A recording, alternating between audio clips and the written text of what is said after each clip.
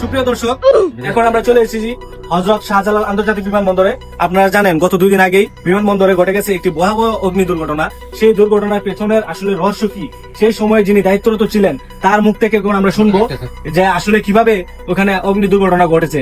আচ্ছা ভাই, আপনি তো ওই দিন রাত্রে ডিউটিতে ছিলেন। জি জি জি হ্যাঁ, তখন আসলে কিভাবে রাত্রে এই অগ্নি দুর্ঘটনা ঘটলো, জি। এই বিষয়ে আপনার কাছে একটু বিস্তারিত জানতে চাই। ভাই আমাদেরকে বলেন। না মানে সমস্যা নাই, আমার রাত্রের বেলা একটু সিগারেট খাওয়ার অভ্যাস আছে আর কি, মানে আমি বেনসন খাই তো হঠাৎ হাঁটতে হাঁটতে ঘুমের ঘরে আমি চলে গিয়েছি ওই কার্গো সার্ভিসের সামনে। তো ওখানে গিয়ে সিগারেট খেয়ে সিগারেটের যে পুটকিটা আছে না, ওই জ্বলন্ত আগুন সহ পুটকিটা আমি ওই যে ফোকাগুলো আছে না বাসা বাড়ির জানলা ভেবে ছুঁড়ে ফেলে দিয়েছি। তো কোত্থেকে যে কি হয়ে গেল আমি আসলে বুঝতে পারিনি।